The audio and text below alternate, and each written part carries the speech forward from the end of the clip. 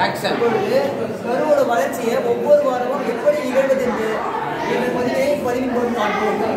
முதலில் கருவானது சிறிதாக இருக்கின்றது. அப்பொழுது சிறிது பெரிதாக வளர்கின்றது. 4 வாரங்களில் இந்த அளவிற்கு வருகிறது, வளர்ந்து கொண்டே வருகிறது. இப்பொழுது இந்த மாதிரி ஒரு அமைப்பை தோன்றுகிறது. 4 வாரங்களில்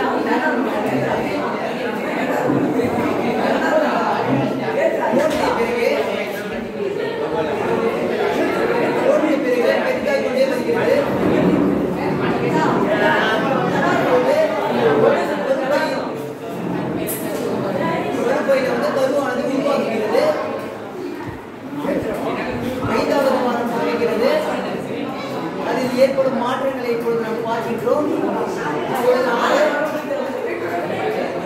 தலை போன்ற அமைப்புகளானது காணப்படுகிறது. இப்பொழுது கை கால் போன்ற அமைப்புகளும் ஆனது 8வது வாரங்களில் வருகிறது.